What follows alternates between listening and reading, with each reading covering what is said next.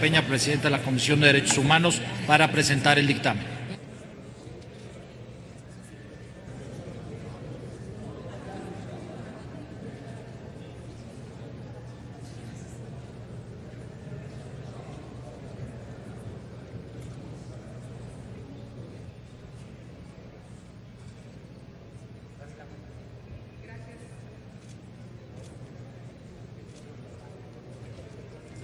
Gracias, presidente. Con su venia. Señoras y señores, ustedes recuerdan que hemos emprendido reformas a la Ley General de Atención a Víctimas. Parte importante de estas reformas tienen que ver con una nueva configuración de quienes deben estar al frente de esta comisión. No solamente que deja de fungir un órgano colegiado, sino que trasciende a tener como responsable unipersonal un solo comisionado, y que, entre otras reformas importantes, que ahora se atiende a víctimas de las entidades federativas bajo ciertos requisitos puntuales, sin quitarle la responsabilidad que tienen los gobiernos estatales con las víctimas de delitos y de violaciones a los derechos humanos que competen a su ámbito, el ámbito local. También la constitución de una asamblea ciudadana, una asamblea que debe estar integrada por 9 personalidades que deben surgir de los colectivos de las y los especialistas y expertos en la materia de atención a víctimas, que representen insisto, a los colectivos y a los movimientos que han sido los reales partícipes que con su contundencia han obligado al Congreso de la Unión desde la legislatura antepasada a que exista en el espectro del marco jurídico nacional esta Ley General de Atención a Víctimas. Como lo menciona la presidenta de la Comisión de Gobernación, la senadora Cristina Díaz, ciertamente este punto de acuerdo es importante destacar. Estamos regresando un proceso a que se restituya por parte de la Comisión de Atención a Víctimas, justamente en relación a la integración de esta Asamblea Ciudadana. En el ínter de que pasábamos a nombrar, a partir de una propuesta del presidente de la República, previa consulta a los colectivos de víctimas, a pasar a nombrar al nuevo responsable de la Comisión Ejecutiva de Atención a Víctimas, decidimos en un transitorio que quedaba al frente el director jurídico de esta institución, quien tenía que asumir la conducción de la SEAV en lo que se concluía el proceso de elección, de definición de quien tenía que estar al frente de la SEAV. En ese ínter, y lo digo y lo platico así porque es muy importante que quede ante la opinión pública, ante el canal del Congreso, con mucha puntualidad esta parte del proceso, y para que se explique bien que justamente en ese tiempo, en ese lapso,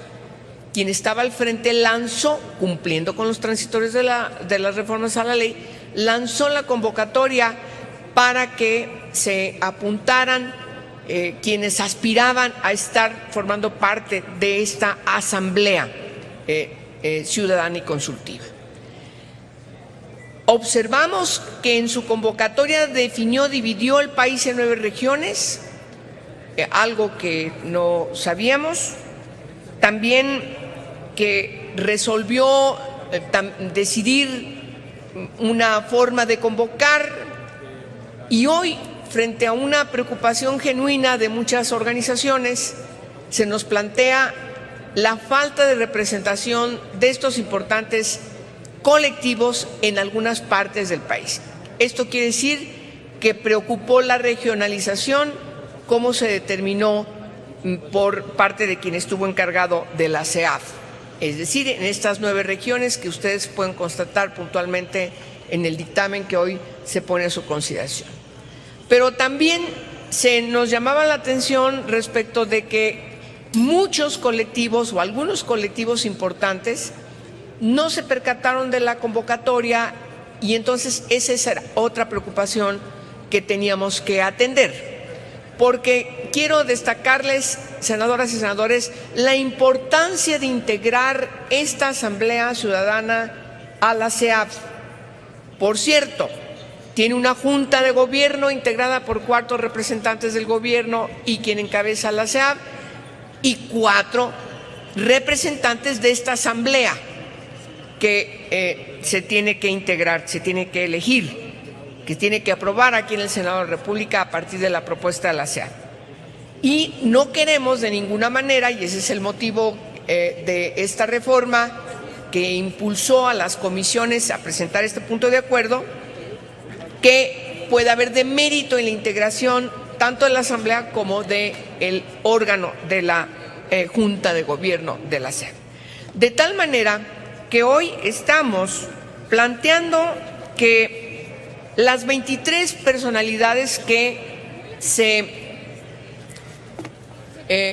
apuntaron, que fueron tomadas en consideración para ser tomadas en consideración en este proceso, sigan reconociéndoles sus derechos a ser tomadas en consideración, pero también es necesario atender las otras 2 preocupaciones. De tal manera que el acuerdo señala que se devuelve el expediente a la Comisión Ejecutiva de Atención a Víctimas y se le exhorta de manera respetuosa a reponer el procedimiento expidiendo una convocatoria que garantice la máxima publicidad, así como los criterios de regionalización que atienda a todas las entidades del país.